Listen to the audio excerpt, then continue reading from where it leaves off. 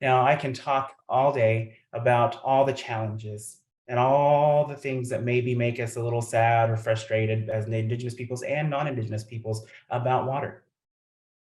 But what I have to say is that in water comes healing. In water comes the truth. In water comes the life that we have been blessed with. Water exists throughout all of the world in great measure. Water exists in our bodies. Water exists in creation stories. Water exists, therefore, then in creation. And water exists in the air. And so everything that the Creator has created for us is connected to what has become to be known in our scientific word as H2O. That H2O is bound up in all of us, inside of us and outside of us, and we ingest it and we submerge ourselves in it. What a beautiful, beautiful gift. What a beautiful, beautiful opportunity for us in this new way of living to understand ourselves as going to water every moment of our life. We are going to water when we breathe. We are going to water when we bathe. We are going to water when we drink it. We are going to water just by existing.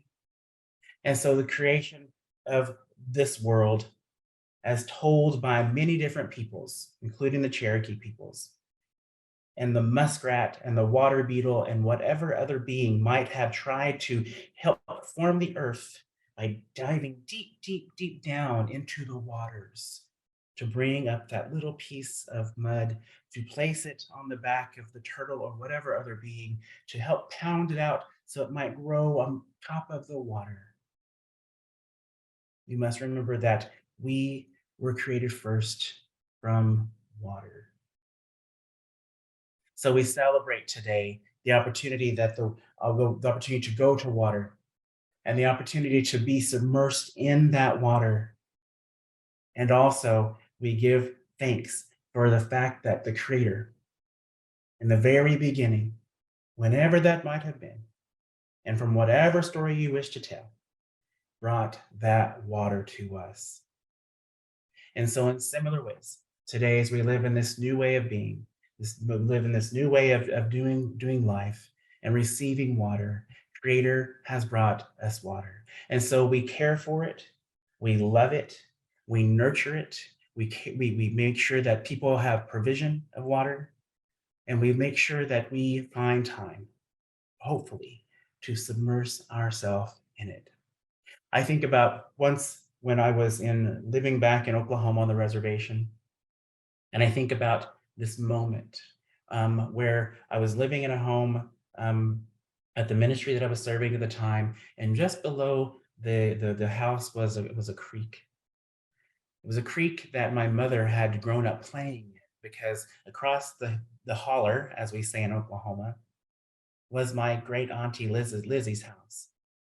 And so my mom lived with Lizzie on occasion, and in the summertime spent a lot of time there anyway. And the creek ran past the house I was living in and then down past the old abandoned house where Lizzie lived. This great, great, old, beautiful Cherokee auntie had once sent my mom into that creek.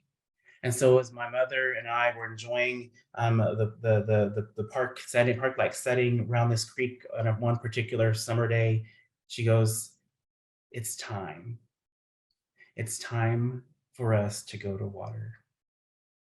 She hadn't been to water. She hadn't submerged herself in many years.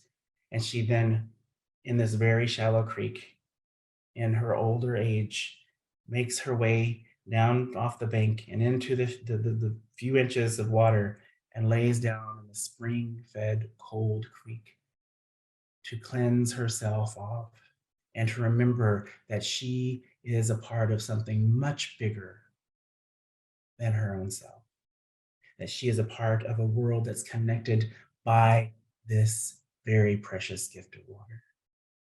So I think about the need.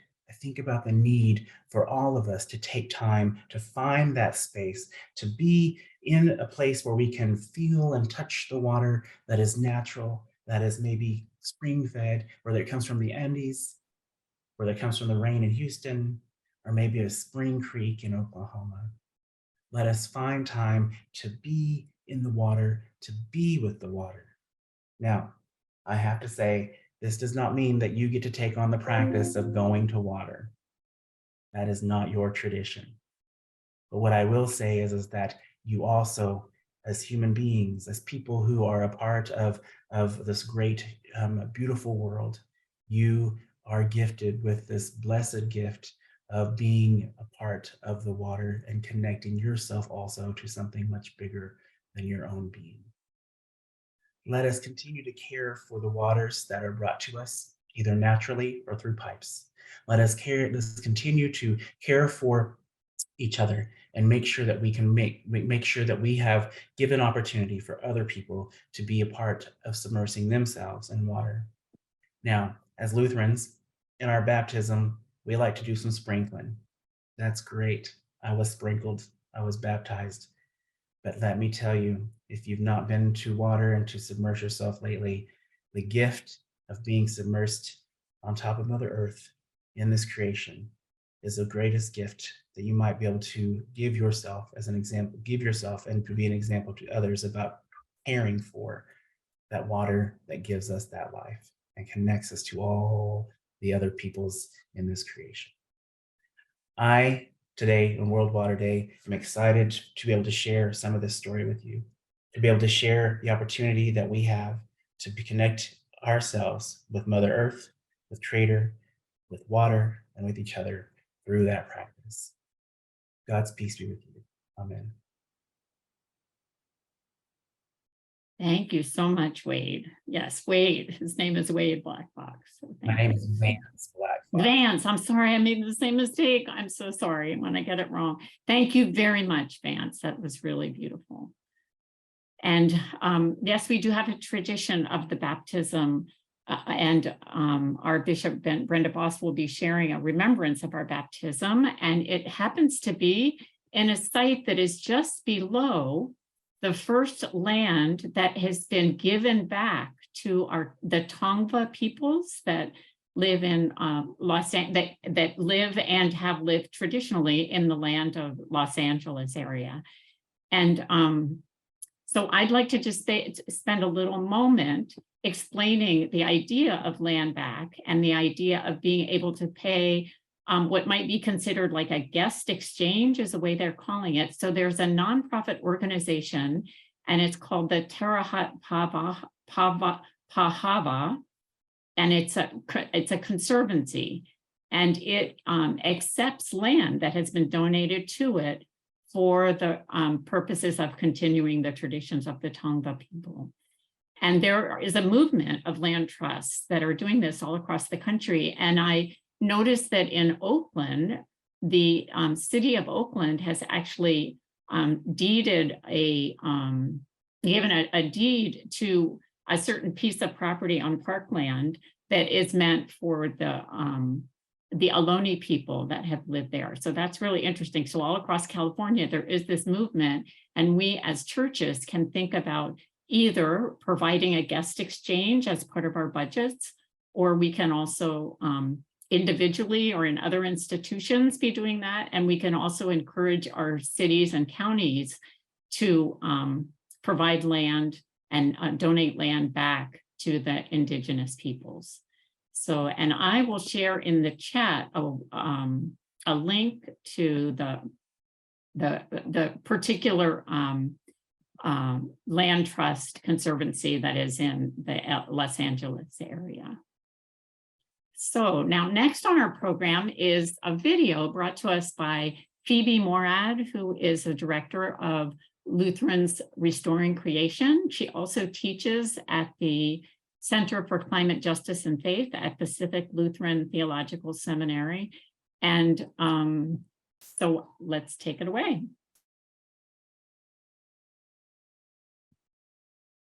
Hi, my name is Phoebe Morad, and I'm Director of Lutherans Restoring Creation. I'm connecting with you over on the East Coast.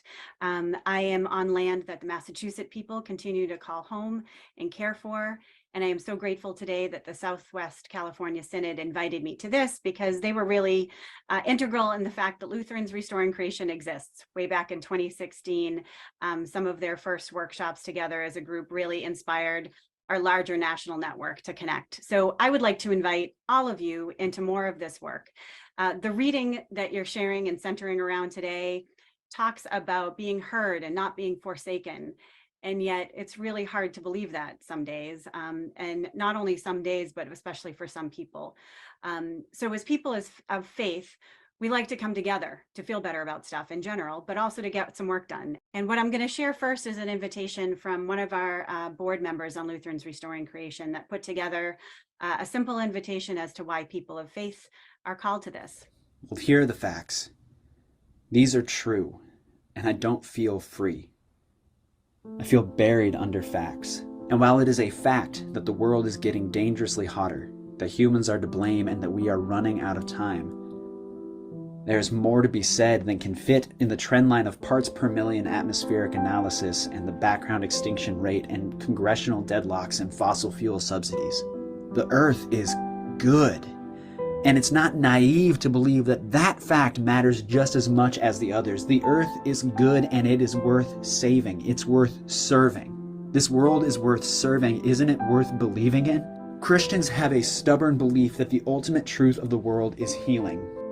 That isn't a denial of death or woundedness. It's a refusal to let those facts crowd out the whole truth. The world in fear and despair and pain is in desperate need of faith, hope, and love. And so are we. These are gifts that God offers lavishly, foolishly, abundantly. We cannot do the work of serving this world if we are not rooting ourselves in the gifts that we need most of all. This is a call to everyone who feels buried alive under the weight of the climate disaster, who mourns what we have lost and fears what is to come. Do not do this alone. Faith, hope, and love are not luxuries. They are as essential as food and water and air. So come to the table, to the water, to the spirit of the one who loves you. Receive the love that you hope to give, wounded hand to wounded heart. May God Creator bless you and keep you. Amen. And I'm going to share a few more specific invitations for you to join Lutherans Restoring Creation and hearing from people like Deanna and Aiden here. We have connection calls, and these are folks who have had their lives totally turned upside down by lead poisoning, yet they were able to share their story and make us all stronger and continue to fight to make sure everyone is healthier in their entire, in their neighborhood and beyond. A few other stories I just want to share with you. For instance, through the Certificate in Climate Justice and Faith program, which is run out of a seminary close to you, Pacific Lutheran Theological Seminary hosts this program that I'm honored to be a part of. And in our certificate program, we've heard from people, and you can explore this site on your own as well, but heard from people that are all taking this forsaken feeling and moving with it together, to ensure that with God's work, our hands, we're actually doing work together, fed by a common thirst for loving each other and loving our neighbors as ourselves. So I encourage you to reach out to that and find out more about some of these incredible programs that people have done, but also how you might yourself be able to get engaged. So certainly learn more about that. I also invite you to make sure you're heard.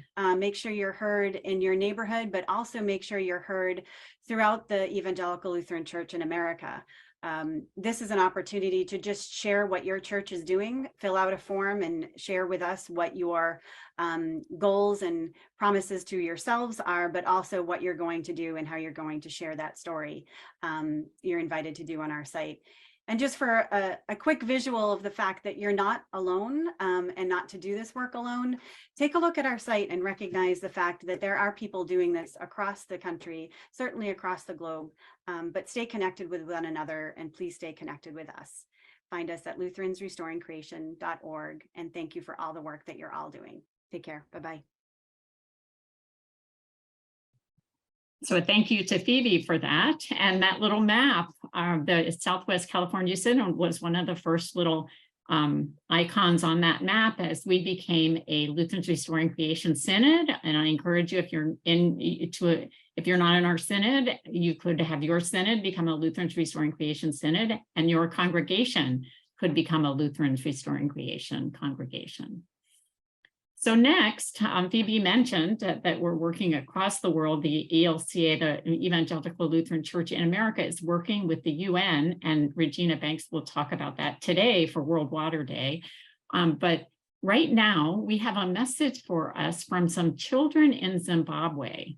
And this is brought to us by Nina Dube, who is a student at Cal Lutheran in Thousand Oaks, and she's at Cal Lutheran University in Thousand Oaks.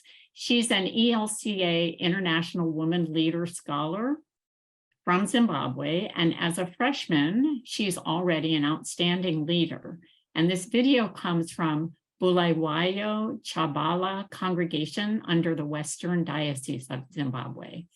Please excuse the video quality, but sometimes technical problems require that we just have to work with what we can, what we have. So.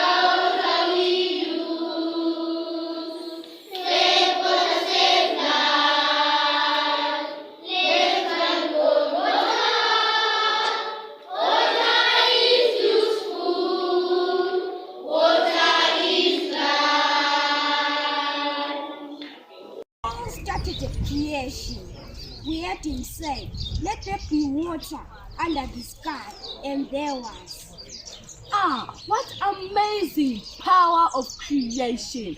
Water for everyone.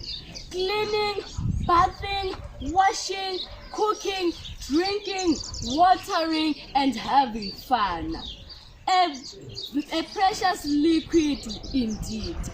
Let's save it. Let's not realize the importance when the sources run dry. But now, water is life. We are lucky to have it every day. Without it, we are dead. Let's smile when we have it. Creation is not to be wasted, but to be saved, to benefit every one of us. For we are equal before God. Water is an essential fluid on which all life depends on. Without water, diseases take root. Water is life. For water is everything we need. Let's use it wisely. Let's place value on water.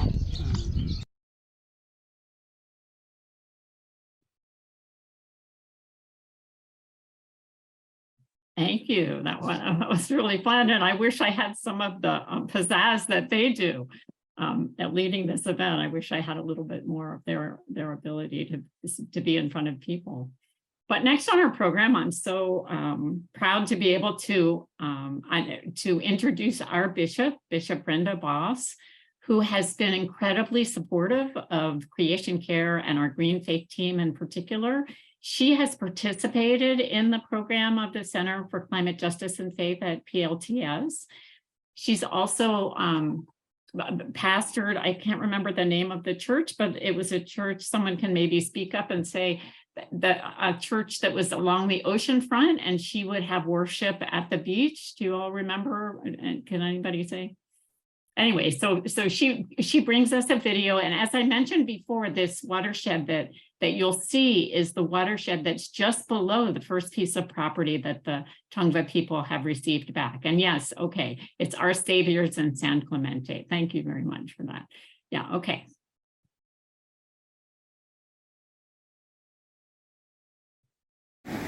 it's Bishop Brenda Boss, and it's raining again in Southern California. I brought you to one of our favorite hikes here in Arroyo Seco, literally the dry valley in the Altadena, Pasadena area. We've been walking this wash for years, and now because of all the rain, it's flooded out. Our favorite hike cannot be taken for the foreseeable future. I'm here to give a thanksgiving for baptism and how wonderful to be in the rain and remember when the waters of baptism were splashed on my head. But I also want to remind you of the power of water and how in this setting, a place that has always been beautiful and accessible is now stopped because of the power of water. I want to invite you, as we thank God for our baptism, to think about the power of our baptism and how it has changed our path. Places that we used to think we could go, God is leading us away from because of the power of our baptism. So here on World Water Day, we thank God for the waters of baptism, for the flood waters that saved Noah, but also for the floods that have destroyed human opportunity, human pride, human effort. So join me in this thanksgiving for baptism. Oh God, we thank you for the waters from which Jesus rose. We thank you for the waters which have claimed us as your children. And we thank you for the power of water, stronger than humans, a sign that God is with us, moving, changing, growing, transforming the world. Amen. Amen. And again, it's my great pleasure to welcome Bishop Dave Nagler here with us in person. He also pastored a church on the coast. He can remind us of the name of it. And he was helpful in the beginning of Lutherans Restoring Creation California, where we all met at Luther Glen and talked about how we could unite across the state of California to deal with climate change and other creation care issues. So thank you so much for agreeing to be here, Bishop Dave, and we can't wait to hear what you have to share. Thank you, Jane.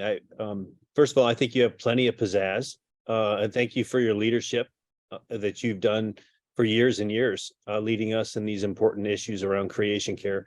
I pastored Christ Lutheran Church in Pacific Beach. I live still in that area here on the Rose Creek watershed, and I'm speaking today more from my passion as a surfer than as a bishop.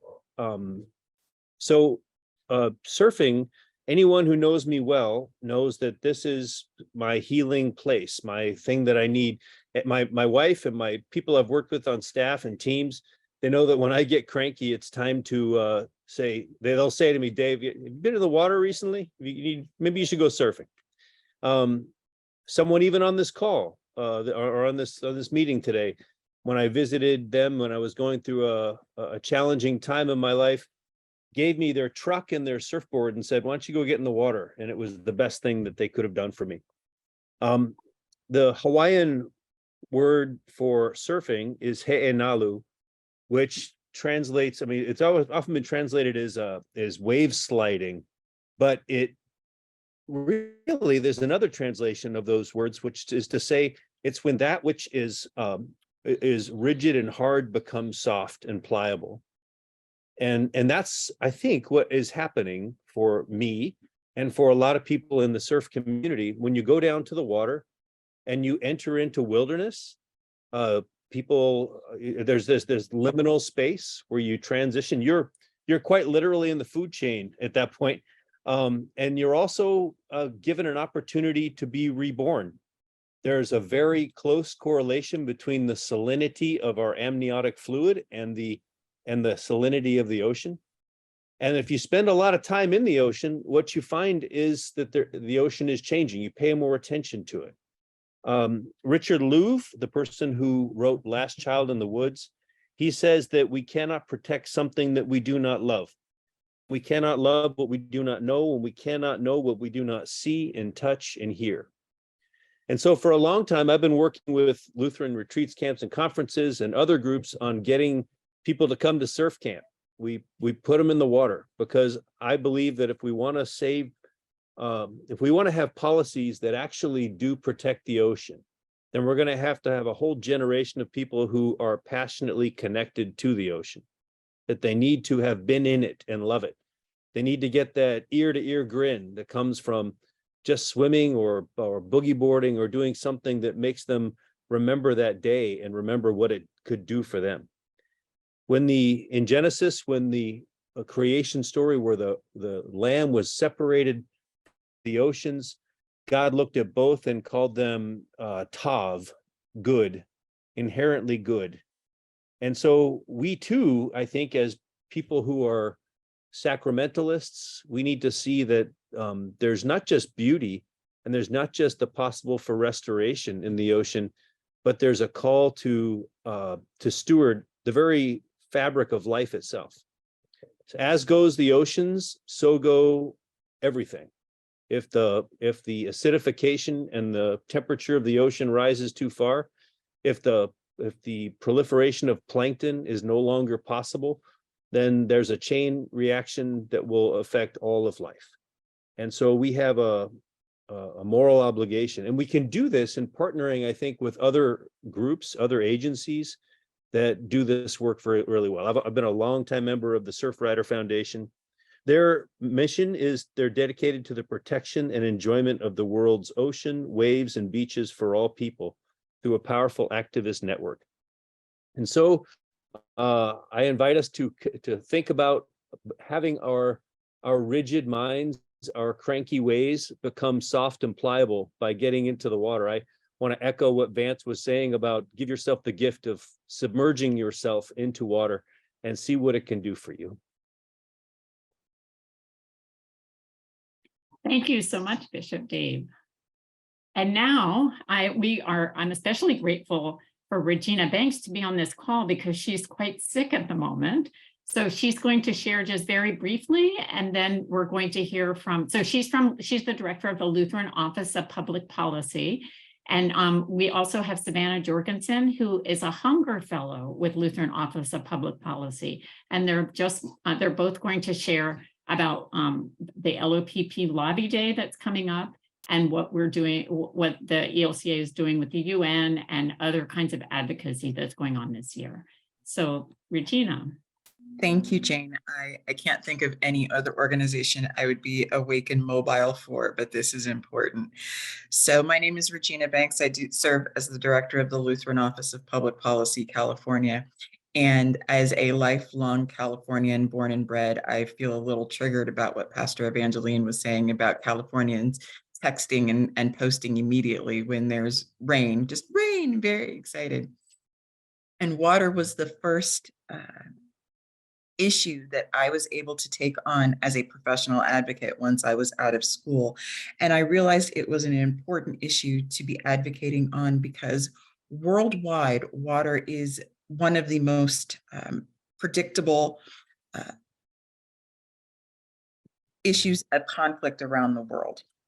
So water can trigger conflict in 3 different ways, and it can, one, trigger it. Water can be the root cause of the conflict, where there's a dispute over who controls the water systems, or the economic or physical access to the water, or scarcity of water. That can trigger violence. And if we need a touchstone for that, the Syrian civil war, that's a water war that started off as water. It can be a casualty of war. So water resources or water systems as a casualty of the conflict, where water resources or water systems are intentional or incidental casualties or targets of violence. And if you want to think about something that is in our immediate sphere of influence, that would be the migrant crisis on the border, right?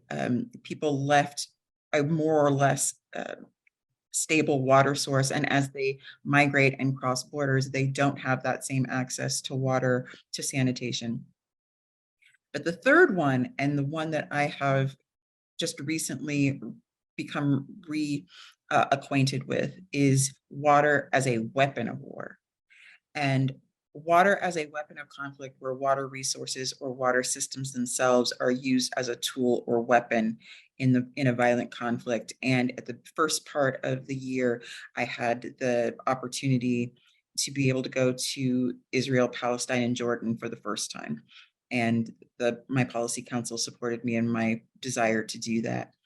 And we saw how institutional weaponized issues of water were used against the indigenous people, the Palestinian people in their own homeland. And you would be able to drive down a highway, and on one side of the highway was very clearly maintained by Israel, was lush and green and not industrialized. And on the other side of the highway we were driving down were ramshackle homes that had very large basins on the roofs, because the only water that was available to that house other than 4 days a week was rainwater in a valley, in a dry valley, as a weapon of war and as a tactic of war. And so, you know, we don't have time to dissect all of the rationales and reasons for that going on right now, but I'm sitting with that personally. I knew that I wanted to be able to walk where Jesus walked. I didn't realize that I was going to get another lesson in the weaponization of war. Jane shared with you that our colleagues at ELCA Advocacy are engaged also in World Water Day, but at the United Nations. And so we have 5 colleagues who are today in New York representing the ELCA, World Hunger, and Lutheran World Federation with the World Council of Churches Ecumenical Water Network and its partner organizations, with a side event of Faith Community. Faith Community is a blue community, and that is going on like literally right now. And so I will drop the link to where you can find out more information about that. And that is a part of our collective international witness around the policy of water. I will turn it over to Savannah, who can tell you a little bit about what we're following here in the state of California in terms of actual moving policy that we're looking at here at LOPP. Thank you, Regina. I'll take over.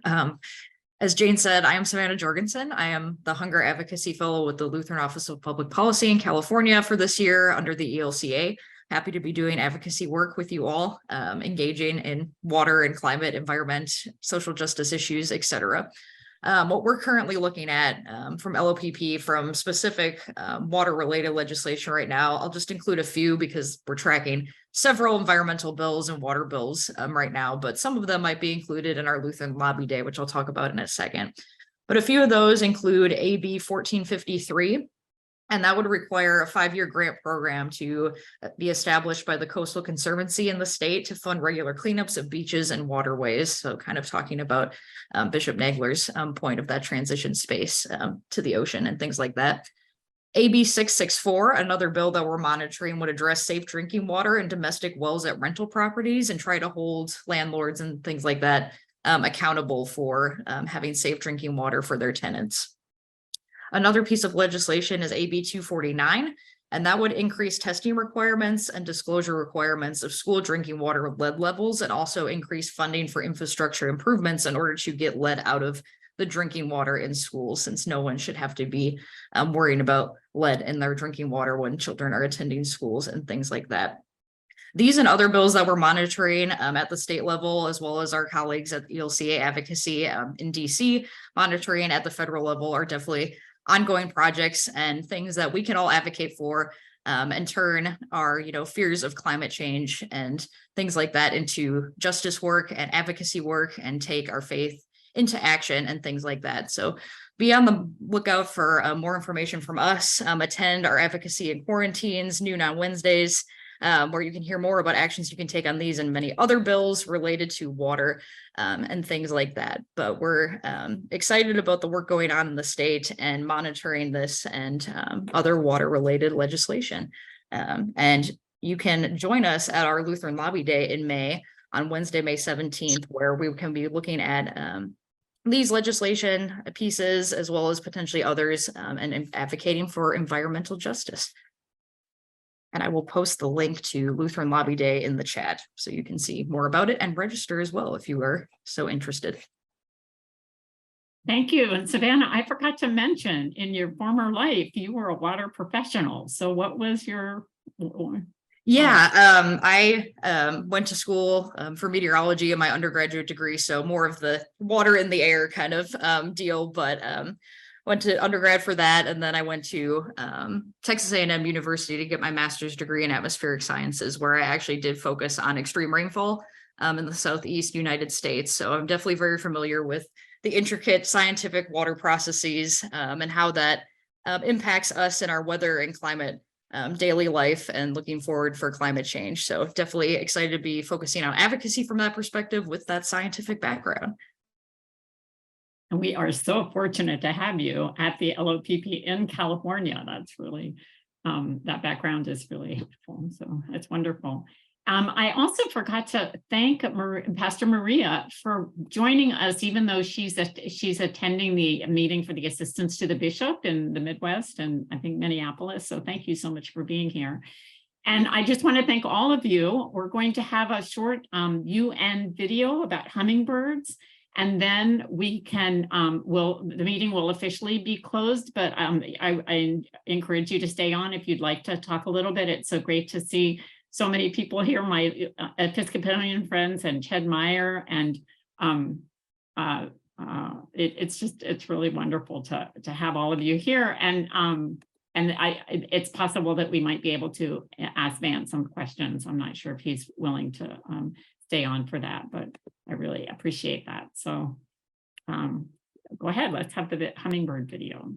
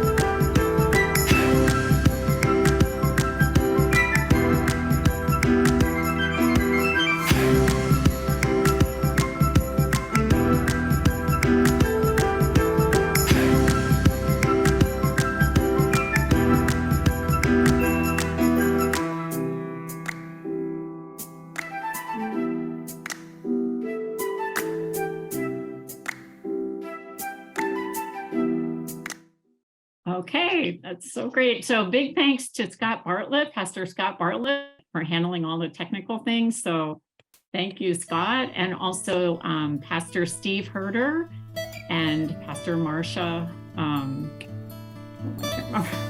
But you really advertised the event, and for all of you who participated, especially for Vance.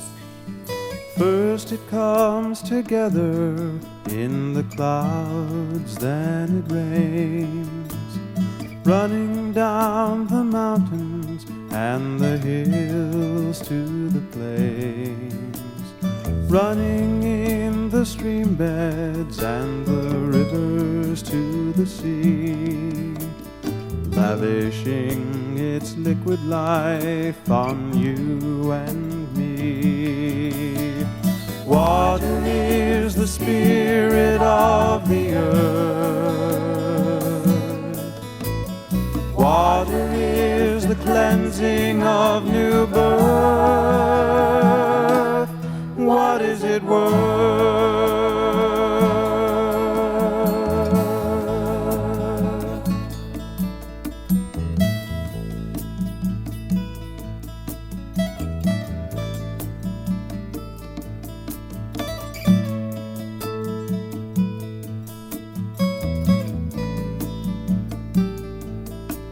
the wheat and corn in Kansas, to the garden in New York, to the creatures of the Everglades, the heron and the stork, to the baby being baptized, to the family in St. Paul. The spirit of the earth was given to us all. Water is the spirit of the earth.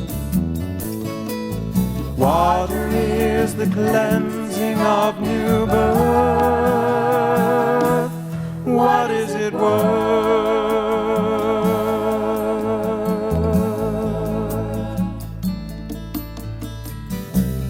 Thirsting flowers in the desert, drinking in their liquid treasure, blooming out to show their pleasure.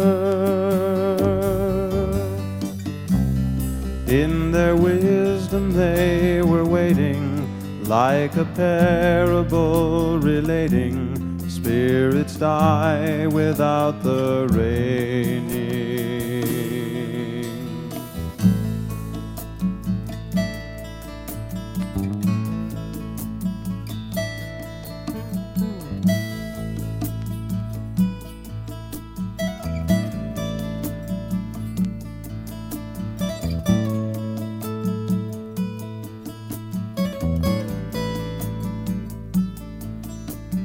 First it comes together in the clouds, then it rains, running down the mountains and the hills to the plains, running in the stream beds and the rivers to the sea, lavishing its liquid life on you and me.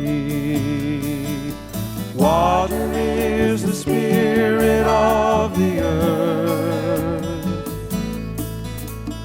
Water is the cleansing of new birth. What is it worth?